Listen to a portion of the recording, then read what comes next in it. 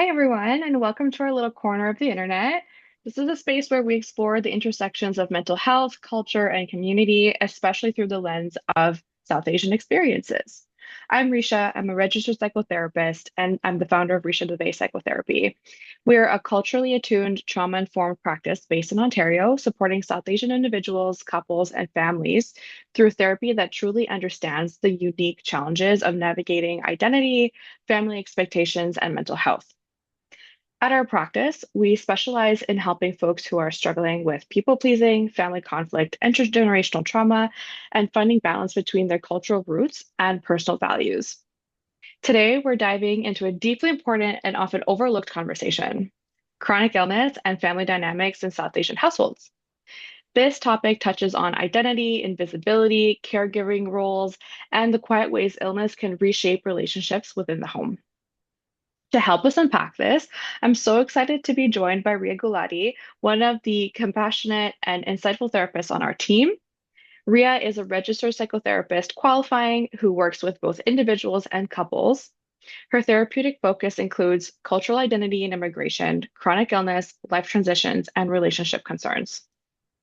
Ria brings a deeply empathetic lens to her work, grounded in the lived realities of navigating complex family dynamics while managing health challenges, especially in communities where chronic illness might be minimized or misunderstood. So whether you've lived with chronic illness yourself or supported someone who has, this conversation will offer validation, insight, and gentle guidance for navigating those layered emotional landscapes, especially when family expectations, um, caregiving roles, and cultural silence come into play. So let's dive in. Hi, Ria. I'm so excited to have you. Hi, Risha. Thank you for having me. I'm very excited about this conversation. Yeah, me too. So let's just get started, right? I Mhm. know that chronic illness is often seen as an individual experience, but in Mhm. South Asian household, it like deeply affects family dynamics, right? So can we start by discussing how chronic illness is perceived in our communities? Absolutely. I think that's a great question. Um, I would probably say chronic illness is often equated with shame and secrecy in many South Asian households. It's not often discussed openly due to shame or fear of social judgment. Also, there's a tendency to minimize or even completely hide the diagnosis of a chronic illness because it's not necessarily visible, right? Chronic Mm. illnesses are often invisible in nature. So there's often this thought, why talk about it at all? Mm. Mhm. Mhm. There's also what will people think mentality, our very famous log kya kahenge. Yeah. There's a lot of focus on what people will think about having a chronic illness. And this, of course, reinforces the shame and the fear of social judgment. And it further minimizes the experience of someone who's living with a chronic illness. In some South Asian houses, having a chronic illness can somehow also be a spiritual test where people might believe that having a chronic illness means there is a test from God, or it is perhaps related to a person's karmas from their past lives. Mhm. Yeah, yeah, it's so interesting. And when I hear like shame and secrecy, the word shame and secrecy, I hear like isolation as well. So not only for the person who is has a chronic illness, is experiencing the chronic illness, but for the folks around them as well. Yeah, yeah, absolutely. Mm, yeah, yeah. Um, and because we're talking about like not just individualism here, right? Many South Asian families prioritize collectivism and like duty or obligation over individual well-being. So I'm wondering how this might impact a person living with chronic illness. I think it definitely isolates them further, and there might even, they might feel some internal pressure of catering to their responsibilities, whether that's household chores or whether that's, taking care of their children if they have, um, over their health, because Again, since the chronic illness is often invisible, um, it's not treated as something that you have or that might be bothering your everyday life. It's people might feel the pressure to actually um, still keep performing to the same capacity they were before they were diagnosed because of the stigma associated, the fear of social judgment, the shame associated with having a chronic illness. Hmm. Yeah, and that kind of gets me thinking about maybe being a child with a chronic illness, right? And the narrative that like as you Mm, get older, a child's duty is to take care of their parents mhm. or their elders, right? Yeah. And I would be so curious about that, right? And how what that might look like, and the conversations that might be had around maybe the possibility that this child can't take care of their elders because of their own boundaries and their own limitations. Yeah, yeah, like I said before, there can be so much internal pressure on the person, on the child who perhaps has a chronic illness, the pressure of also taking care of their parents. And often there can be silence and suppression of their needs because, they care for their parents, they want to take care of their parents too, but where does their need go? And also there can be guilt, right? Of even if, someone starts, decides that, hey, I'm going to take care of my parents, but I also want to take care of myself. It's not as easy. That feeling is often met with guilt for taking care, for wanting to take care of yourself, such as needing rest or maybe saying no more often. Mm. Um, However, the interesting thing is sometimes this guilt may also turn into overperforming responsibilities Uh, because there's a guilt of, let's say a person decides to put forward a boundary and say no to something that they don't feel their body is allowing them to do. Um, they're met with this guilt of not being able to do the thing that they were supposed to do.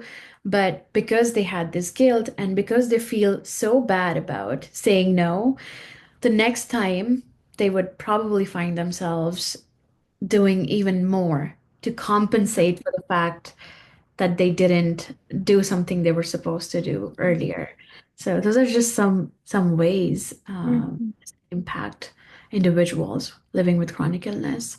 And that sounds like it would just lead to more burnout, right? That if we're Yeah. overcompensating and saying no one time, Yeah. but then saying yes maybe five times to kind of compensate for that one no, then it sounds like we're again just not listening to our bodies, um, because the pressure can feel so overwhelming when Yeah. we're thinking about like the external pressures, right? Or the perceived expectations or societal familial expectations that people might have of us. Absolutely. Yeah. Hmm. Can you Yeah. tell me a little bit more about like some common reactions within South Asian families when a loved one is diagnosed with a chronic illness? Right. This is an interesting one. Um, I guess because of the shame, the fear of social judgment comes denial. Uh, Statements like, it's just stress. Statements Mhm. like, you're thinking too much about this. It's just a phase, it will pass. And then again, very closely rooted to the fear of social judgment, there is don't tell anyone about your diagnosis. You don't want to attract more negative energy. Um, don't go out. You're going to make it worse. Oh, and this one, don't share about your chronic illness with anyone. What if your future in-laws don't go ahead with the Oh, Risha, yeah. right? Like that's like a very common one. And Mm.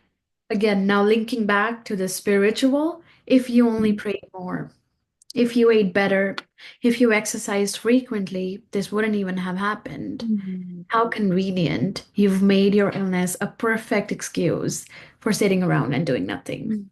Hmm. Now that is further shaming the individual for getting Absolutely. diagnosed, which was not in their hand. Hmm. Hmm. It's really sounding like we're just blaming the person who has been diagnosed. Yeah. Yeah. And there's a lot of misunderstanding with that. Yeah, absolutely. Mhm. Absolutely. Mhm. I really appreciate you mentioning that chronic illness tends to be invisible, right? Because if Yeah, someone has a broken leg, I'm not sure we would be saying how convenient, right? exactly. Or, oh, hide the broken leg, right? Because we don't know what your in-laws are going to think or what the village, the town, the community is going to think. Yeah. Um, but when it comes to something invisible or, yeah, just like not well understood. Yeah, it's almost like is a person's pain not valid because you can't see it with your eye because this person does not necessarily have a broken leg and something that you can obviously see. Mm, mhm, absolutely. And are we telling people with maybe like a physical issue, such as a broken leg, right? Um, that they need to be exercising more, that if they exercised more, if they did more things, if they prayed more, that this wouldn't have happened? Yeah, yeah, Mm. I do wonder why is empathy only extended to what's visible to the eye? Yeah, absolutely. And I do wonder how much of it has to do with just not understanding. Oh yeah, Yeah, totally. the complexities of chronic illness. Yeah. Yeah. So, tell me a little bit more about like the responsibilities, right, that caregiving comes with. So, um, how would you describe like caregiving responsibilities in the South Asian families, and like what pressures might come with that as well? Right. Yeah. So because, South Asian households have a collectivist culture, Mm, so the responsibility of the caregiving role often falls upon the family. mm, And because it's a collectivist culture, so the family does come together and take care of the person, but sometimes it feels like a pressure to the person who's going mhm. a medical issue because Yeah. the line between offering support and hurting an individual's autonomy becomes blurred. Mm, hmm. Yeah. Yeah. And uh, I guess over time, because people who are taking care of an individual, they can, they're human too. They can feel tired and Hmm. they can feel burned out. Hmm. Uh, they might shame or manipulate the individual with the chronic illness, telling them or just reminding them of how much they've done for this person, which again adds to the pressure of, well, they took care of me, so I need to be able to take care of them too. The overcompensation. Exactly. Hmm. Hmm. There's like the guilt that's coming up, the shame that might also be coming up, and it's we're wondering how can we maybe stop that feeling? And the only way that maybe we know how is to overcompensate, which is just cyclical in terms of like the burnout that we might be experiencing and the shame and the isolation. Yeah. Yeah. Mm-hmm. I feel like we could have a whole other conversation about like caregiving in for someone who has a chronic illness, right? Because and like the complexities of that, right? Because I hear some emotional manipulation that might be also happening because of Right. the misunderstandings. Right, And misunderstanding, and also, I guess it's understandable, right? When you don't know a lot about something, and you're caring for someone in the way you know how to care, but when you're not asking the individual, hey, what do you need right now? What does mm, care look like to you? Um, when that conversation is not happening, burnout can be common, and mhm. um, so comes the reminding the person, hey, I'm doing so much for you. Yeah, absolutely. Absolutely. The other piece, like I know we've been talking about like misunderstanding, and I want to also like name lack of knowledge there too. Yeah, Just yeah, misinformation, right? exactly. Yeah. Hmm. Hmm. And I wonder how helpful it could be for caregivers or folks who have a chronic illness to learn more about what they're experiencing, right? And I'm not saying that in a sense that like the folks with a chronic illness should be educating their loved ones. I'm not sure that's their responsibility either, but I would wonder how we can maybe um, encourage people to learn more about what their loved one is experiencing. Yeah, absolutely. I think Mhm. it's a joint effort. It's the person who's living, who has a diagnosis, of course, they can do their part and, try to tell their family about, hey, this is what I'm living with. This is my life now. Because again, it's chronic, it's for life. And the family, they should also extend their hands further and actually try to understand what the person is saying, what their experience is, and what does their new life look like? How do we adapt to their new lifestyle? Yeah, Hmm.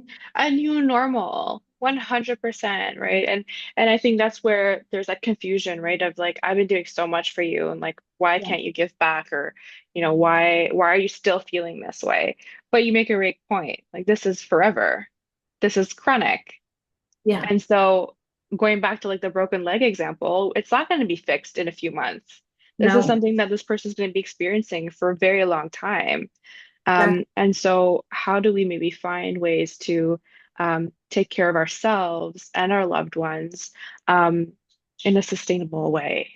Exactly, exactly. Another way family members can be helpful is by asking questions. Mm. When, let's say, they have a misconception about something, ask the question, and maybe that will help both of you to understand what's going on better. Absolutely. And that kind of actually, that's a great transition to my next question. So, for individuals with chronic illness, there's often that struggle, as we talked about, between like seeking support and like not wanting to be a burden. So, how do you think families navigate this dynamic and how can they do it in like a healthier way? Yeah, I think definitely education, awareness is very important here. What does the chronic illness look like? What helps? What makes it worse?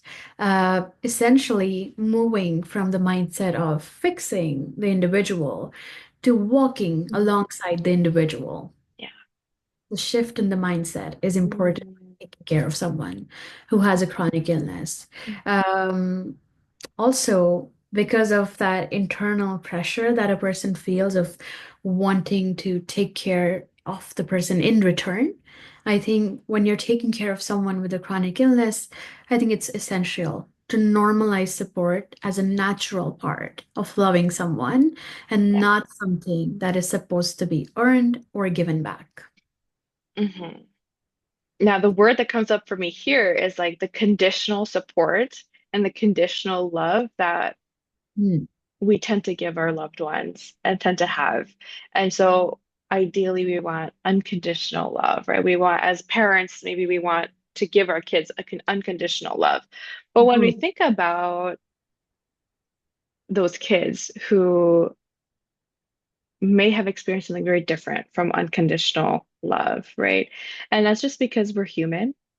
Yeah. Um, and like it's not to say that our parents did a bad job or that our elders or our loved ones Hmm. didn't care, but we're doing the best that we can with what we have.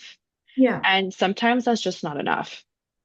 exactly. And as humans, we have limitations. We have a limited amount of like emotional capacity, perhaps, Yeah, that when we reach that, that's where we notice like the unconditional love or support becomes conditional. exactly. Yeah. Hmm. Yeah. So This I is the really burnout, right? That's the burnout. exactly. And so I really appreciate you mentioning like normalizing support as a natural part of Yeah. loving someone. I think that's a beautiful way to foster like that unconditional support. Yes, yes. I think it can. do so much to for a person who's feeling so pressured to give that support back, even if they necessarily cannot because of their health limitations in that moment. Mm, You know, I think another thing that family members can do is encouraging open communication about the individual's needs and not assuming what would help them. yeah. That I think that kind of does help a lot with the misunderstanding as well. Mm, And it can be really hard to have these conversations as well. Like, where do we start? There's no handbook for that. Definitely. Yeah. No, Mm, they're really, really difficult conversations to have, but nonetheless, they're important. absolutely. Absolutely. Um, and I'm curious as to why chronic illness might be like minimized or dismissed in our communities. Yeah, why does that happen and what impact might it have on those who are struggling? Yeah. I think as South Asians, we are raised to push through pain. We're Mm, raised to keep working. We're raised to not complain about our mhm. symptoms. Yeah. And vulnerability is often seen as weakness. Mm, There's also a cultural belief of you get over illness. Again, then yeah. family reputation is so important. Staying silent is preferred due to social judgment and stigma. Mm, There's lack of education and limited awareness, like we already talked about. And I think tying to the cultural connotations, there can also be a lot of reliance on traditional medicine, mhm, wherein we might see there's more trust and more reliance on traditional healers and healing methods such as Ayurveda and homeopathy. mhm. Yeah. Yeah. Yeah. I'm thinking again about like how these conversations or these experiences are minimized. Um, and I'm always coming back to the misinformation or a lack of knowledge or understanding Mm. of what this might mean. And so not only is it about the chronic illness, but as as brown folks, like we're not really taught how to have these hard conversations. No, we're They not. they tend to be swept under the rug very often. Yeah, like so Um, many topics. This is mm, another to the list. Yeah. yes, yeah, and that's that has to do with like traumas, intergenerational traumas as well, and um, our parents or our grandparents not having the space, the opportunity to really talk about things because they were in survival mode, Oh, um, and so I mean that was kind of just the default, right? That there's no time to unpack this. yeah. We need to just keep going to No, and survive. yeah, and the thing is, you're very right. And the thing is, that was celebrated, Oh yeah. right? Like not exactly pushing through pain, Mhm. not complaining about having a health issue. Mhm. That was celebrated.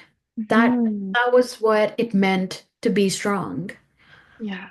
But I think we got to change the definition of strong in our cultures. Mhm. There's high.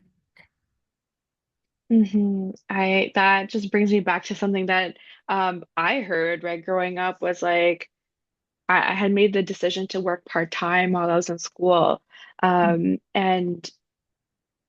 I would came back with or someone had made a comment about how when they were my age and like they had three kids and they were working like 80-hour weeks and like they were never home and it was something that they were really proud of that they Yeah. had so much going on, right? And that kind of broke my heart a little bit, right? Because like maybe they had to work the 80 hours, right?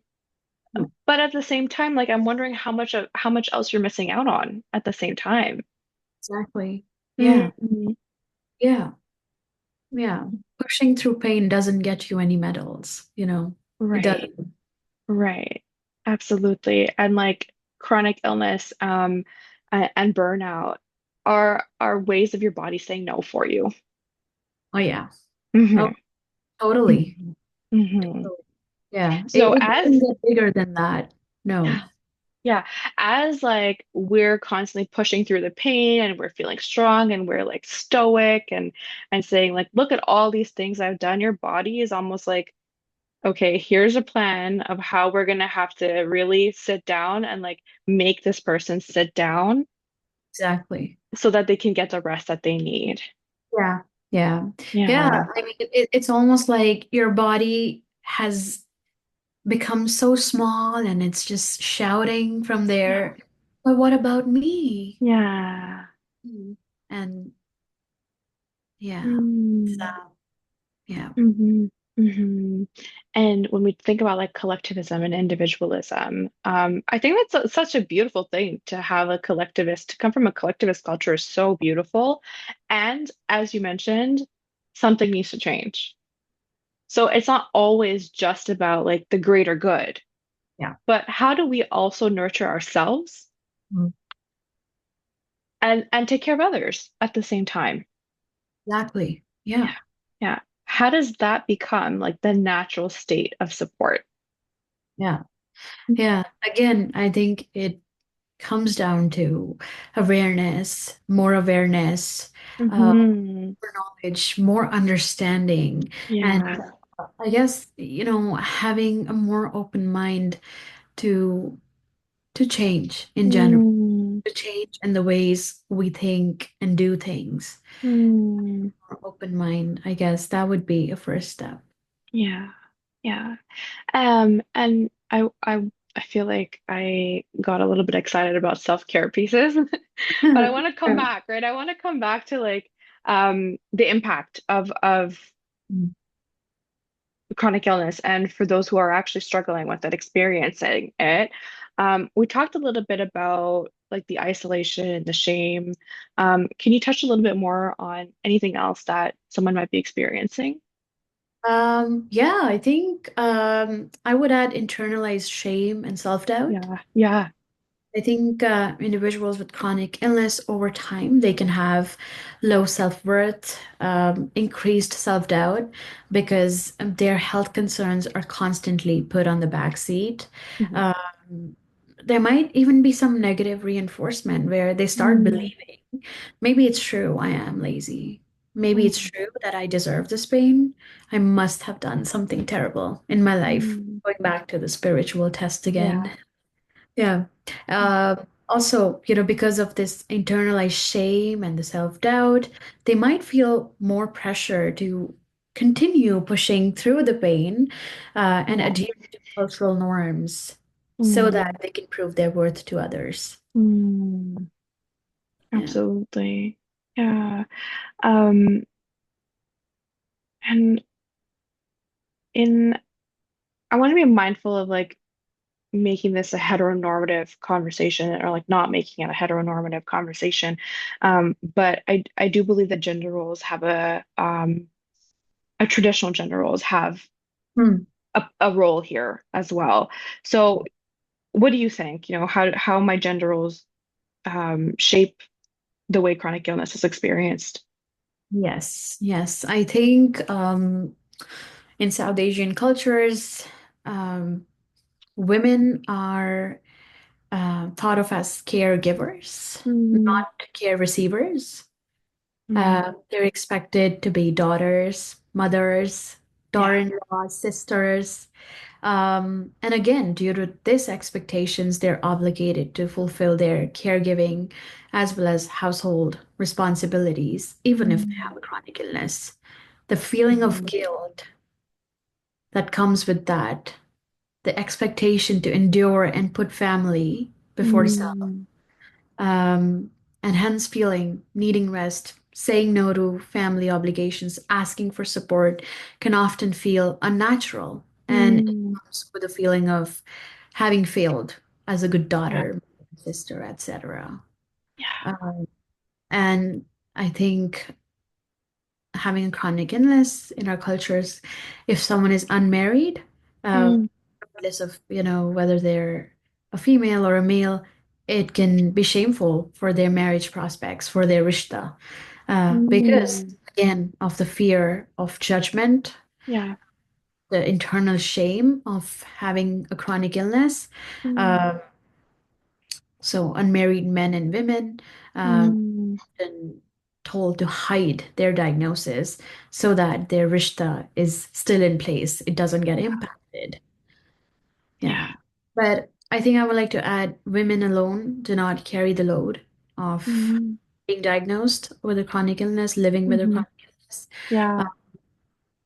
Men do hold a lot of that weight as well. Uh, Mm-hmm. you know, mental health struggles as a whole, men Mm-hmm. are taught to push through and hide altogether. So, Mm-hmm. not just the mental health struggles that come with chronic illness, but in general. But since we're talking about chronic illness today, Yeah. men are men are, they're expected to push through their pain and hide their diagnosis. They Mm-hmm. have the added pressure to be the breadwinner of the house, Mm-hmm. uh, regardless of their health status. And for men, often sharing about their illness might mean the man is not strong. He's a, Mm-hmm. and he's not fit to be a husband, Mm-hmm. father. So again, very strict stereotypes of Yeah. what it means to be a man Mm-hmm. and how it does Mm-hmm. not fit at all for a Yeah. man that gets diagnosed with a chronic illness. Again, not something that's in his control. Yeah. Yeah. And so there's a lot of harm there, like a lot of harmful narratives that come up, not just for like cisgender folks, but folks who maybe don't fit that narrative as well. We've got, LGBTQ plus communities who may not even know where they fit in this. And they've got family members who are just kind of trying to push them into a certain box, which can then also lead to more burnout or Definitely. chronic illness. Yeah, definitely. Mhm. So, in some cases, families may turn to spiritual or cultural expectations rather than medical or psychological support.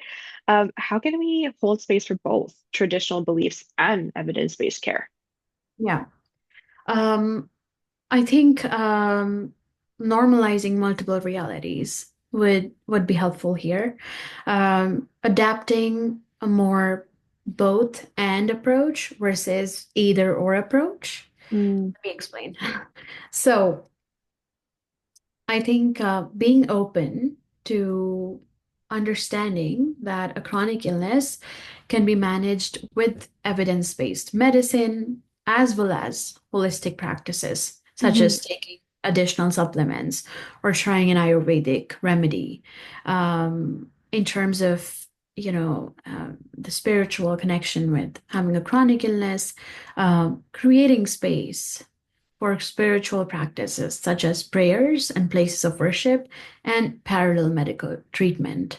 So, let's say you have a chronic illness diagnosis, being open as an individual and also as family members who are taking care of someone with a chronic mm, illness, being open to still going to the temple or the Gurudwara, sure. but also being open to going to the doctor, for example. So Yeah.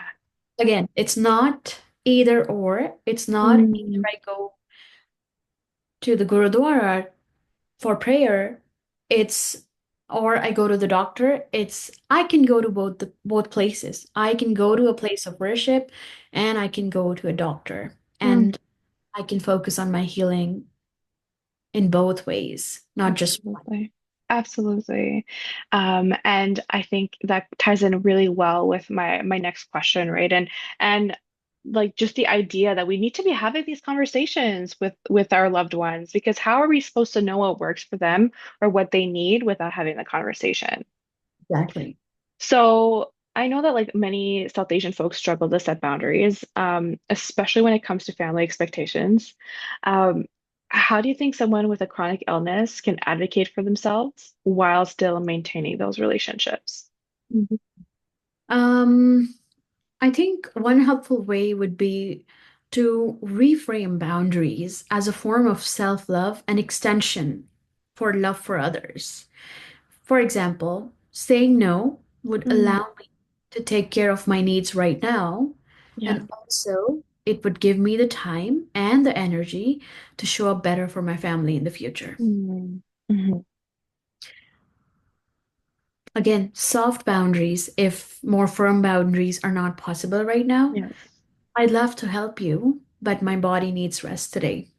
I'm down to hang out, but can we meet earlier so that I Mm. can be in bed on time? Yeah. Using I statements, Mhm. I am asked to help when I'm feeling unwell. My body responds with increased tiredness, symptom severity, and anxiety. And because we talked about guilt, the internal pressure, I think finding your why behind setting boundaries would be important here because those feelings of guilt, they might keep returning, right? Um, they're so ever present in a way that Yeah. those feelings of guilt, the feeling of overcompensating, the feeling of being there for your family, it might keep coming back. So writing down reminders of why are you setting these boundaries? For example, honoring your needs, breaking the cycle, managing your pain. Mm. Those could be solid reasons for why you want to have those boundaries. And Absolutely. I think lastly, um, other than family members as well, finding more channels for emotional support. Maybe you have some friends who are willing to understand what you're going through. Mm. Perhaps joining social groups of individuals living with a chronic illness so that you can talk to people in real time who are also going through similar health issues. And another one would be seeking mental health support, such Yeah. as therapy and Absolutely. talking to a therapist about your experience, Mm. assessing that. Mhm. And I think you would be a great fit for that. I think that you have so much knowledge to share. What are some small but impactful ways that families can create a more supportive environment for loved ones with chronic illness? Absolutely. I think a really big one is validation. Mm. And I feel like as family, as the most healing thing a family member can offer is believing in the person who has a chronic illness. Um, and when this person is sharing about their pain, their fatigue, their symptoms, it really helps to meet them with, I believe you, instead of doubting them or dismissing their symptoms. Mhm. Uh, and it's really important because chronic illness is invisible, and just being heard without being questioned makes a very big difference.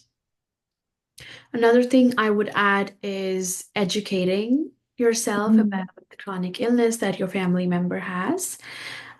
So when families take the initiative to learn about the illness, its symptoms, its unpredictability, and its emotional toll, they also show respect and reduce the emotional labor placed on the person who's not feeling well. And I think that also helps reduce stigma and the fear of social judgment as well, because now it's not just something that a person has, it's something that you know about how it impacts the person. And uh, it just really helps to break down that stigma as well. Going back to both of these points, I think it's really helpful if family members can create an environment where a person who has a chronic illness, their Mm. reality is not questioned, but rather it is welcomed and believed. Mhm. So, creating an environment where their experiences are not seen as exaggeration, but as valid and important. And this also helps to create more dignity, more respect for the Mhm. person. Um, Again, allowing the individual to create a new narrative from chronic illness being a sign of weakness to one of resilience, Mm. vulnerability, boundary setting, and really being able to rewrite your narrative. Adapt, Absolutely. yeah, and adapting to the new lifestyle that you Mm. might have. Um, and also, like, I think there can be, we talked about the cultural pressure of pushing through pain. So Hmm. there's definitely an element of intergenerational trauma here. Yeah. So having a chronic illness can be a way to break the cycle, Hmm. be able to rest without guilt, to ask for help, and to be able to listen to your body without silencing its needs. Mm. And this is not only empowering for the individual who has a chronic illness, but it really helps other family members to learn about an illness as well, and Yeah. have a more empowering perspective in general, rather than chronic illness as being something that you have to push through or something Mm. that has to be hidden from other people. Hmm. Something I really love that you said here was like embracing or accepting, even having this radical acceptance of the unpredictability that Yeah, a chronic illness can bring. And so the exactly. more that we accept that, the more that loved ones will accept that, or an individual with a chronic illness can work with that. It sounds like that would be really helpful for even loved ones to better understand um, that like it's day to day sometimes, and sometimes it's hour to hour. Yeah, And going back to what we talked about in terms of conditional support and unconditional support right. and creating like a natural state of like support and like consistent support and love. Exactly. It sounds like just accepting, right? Like understanding that this is unpredictable and Yeah, that there are going to be bad days and there are going to be worse days and there are going to be good days as well. exactly. And to Yeah, really like fully understand or try to fully understand yeah, the complexities that your yeah. loved one is experiencing. Yeah. And this Mm, is very important for the entirety, of a person who's living with a chronic illness. But I think it's especially important when a person is newly diagnosed. I think mm, they're already dealing with physical symptoms of yeah. the illness that they have. And there's obviously a mental health factor here as well, because your doctor is probably telling you that this is something that's not curable Hmm. and to be on medication all your life. That's a lot to take. Yep. So a person is, really not only handling the physical symptoms, the pain that comes with having a chronic illness, but also the mental health struggles that come with it. So it becomes really crucial for family members to offer that support, that unconditional love during this time while the person navigates such a big life transition. Mm, absolutely. And so I guess I'm curious as well, is like how can open communication be encouraged in households where health issues are just not really talked about, they're kept private or like even downplayed? Yeah, yeah, Mm, absolutely. I think work has to be done on both ends, the person who has the chronic illness and their family members, yeah. essentially fostering a space in home of educational learning and understanding. So that would look more like having positive conversations around learning, not confrontation. Um, for example, a person with a chronic illness might say, this is something I'm still understanding as well, Mm, and I'd yeah. love for us to learn together. Mm, Uh, what this does, it invites curiosity, not defensiveness. mm, Um, Another would be, um, you know, sometimes as humans, it's easier for us to start offering advice, right? But as a person with a chronic illness, it can be helpful to clearly state that, hey, this is something I'm going through right now. I'm not looking for a solution. I would really appreciate if you can just listen to me today. mm, And family mm, members need to be I guess, receptive to that and accommodate Yeah. person needs. Yeah. And how uncomfortable might that be, right? For someone who is always wanting to maybe fix things or problem solve. Um, it can be really uncomfortable if you have like supportive family members as well, right? And even Yeah, unsupportive, right? Um for your family members to say like I want to make this better. I want this to go away for you. And whether that's about the loved one or themselves, right? There's there's that like desire to just fix things because right. it's so uncomfortable to have things Yeah, unpredictable, as we talked yeah, about. yeah, yeah, So finding comfort in that discomfort that like there really isn't anything that you can do for me to fix this, but exactly. here's how you can support me instead. Right, right. And for family members to appreciate that and learning when to pull back and Yeah. be on the listening seat. Yeah. Mm, And mhm, and listening can do wonders. It yeah. really can do wonders, right? Hmm. Mhm. I think that takes practice too. I feel like we're not really used to doing that, right? Yeah, It can be so uncomfortable sometimes because again, there's like your brain trying to um, come up with different responses or problem solve even before you have all the context. And yeah, so yeah. I think that listening already is like a practice that a lot of people can use. Exactly. And Mhm. it's a little tricky because family members who are giving advice, 9 out of 10 times they're not doing it out of a bad intention. Right. It's well intentioned, and it's something that they think will help the individual. But this is where they need to dial back on. This is what I'm thinking will help this Mhm. individual. The question can be, what will help this individual? Let me ask them. Mhm, mhm. Really, like they just clear communication on both ends. And this understanding that things can be different, that Mhm. sometimes the person might need one thing on one day and Yeah, then might need something else another day. yeah, I wonder if it will also be helpful to better understand and ask the individual with a chronic illness what their experience is day to day.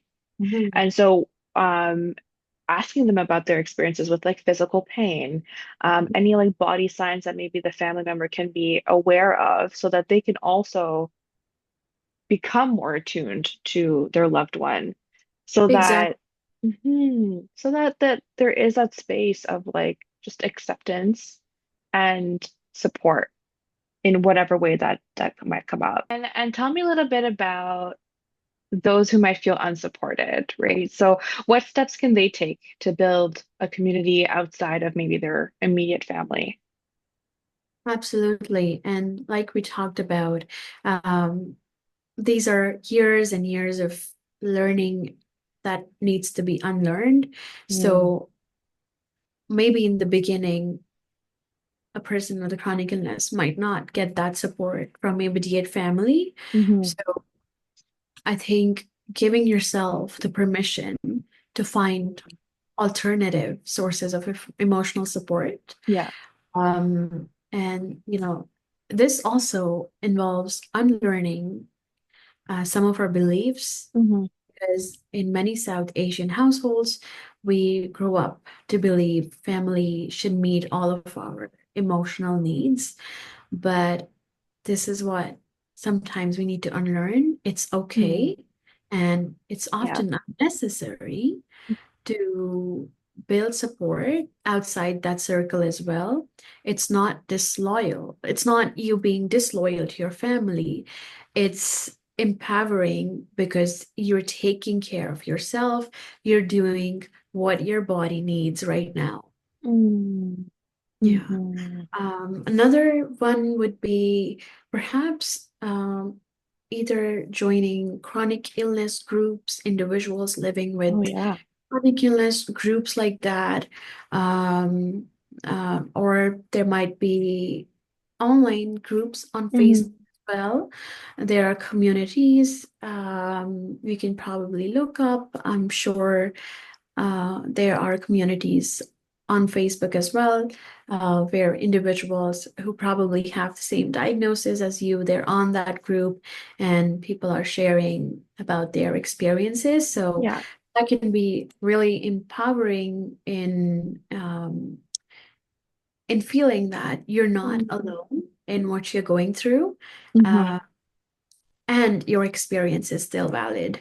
Mm-hmm. Mm-hmm. Right. No matter what anyone else says, whether there's malintent or not, right? Because sometimes what happens is like what other people say, they might not mean anything bad by it, but their response is just not helpful. Yeah.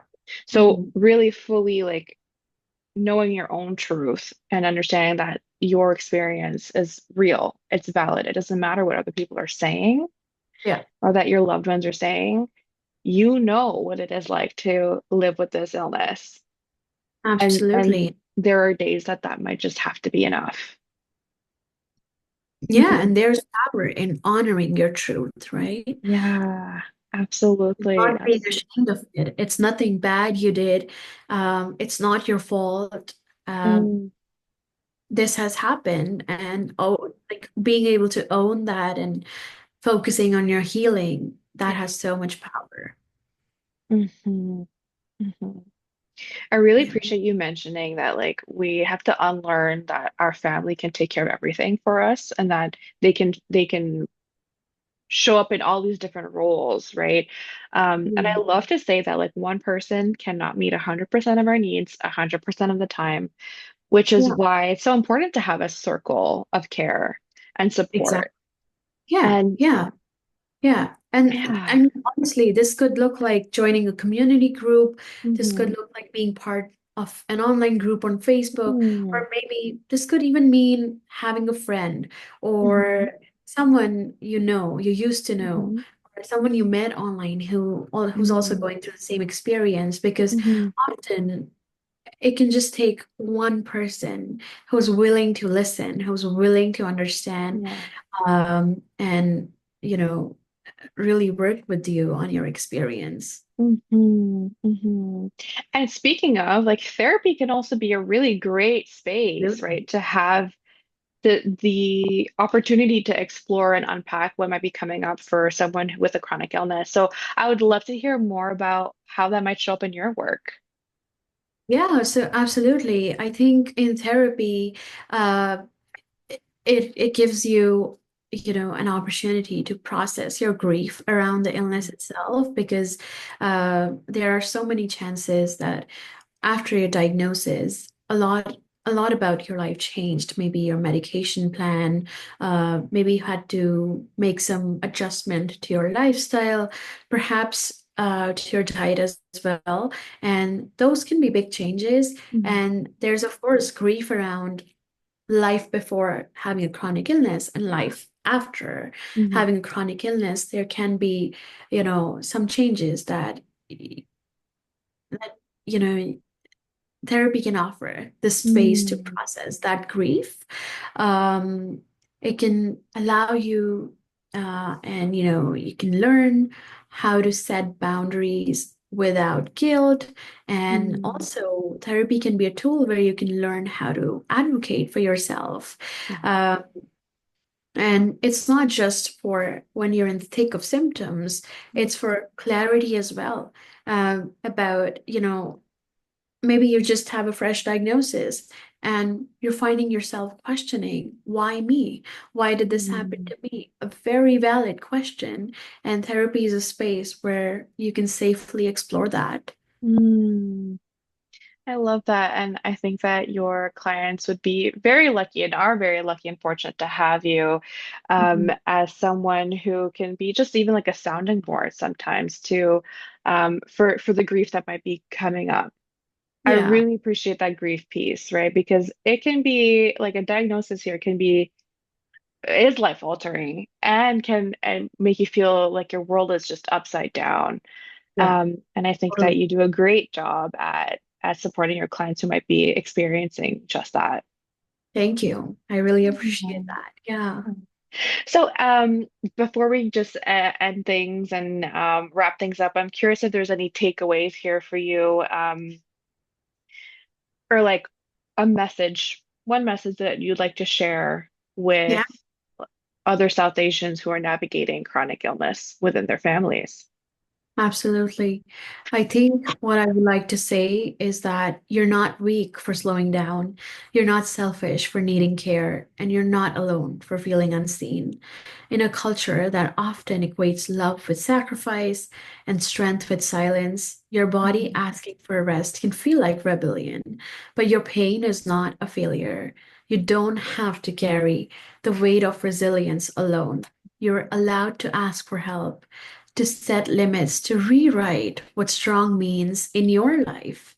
And even if your family doesn't fully understand right now, your experience is still valid. It will always be valid. It was always valid. And I think lastly, healing may not always begin at home, but you're allowed to create a new kind of home in in your body, your boundaries, and your chosen community. I absolutely love that, and that just hit home a little bit for me, right? Like that, like healing doesn't have to start at home. It can start anywhere you want. Yeah, Yeah. absolutely. Thank you. Thank you, Ria. I really appreciate your time, and I'm really glad that we get to talk about this, talk about something that you're so passionate about. Yeah. And I think that a lot of people listening can benefit from the conversations that we had today. So again, thank you so much, and Yeah. I look forward to more conversations with you.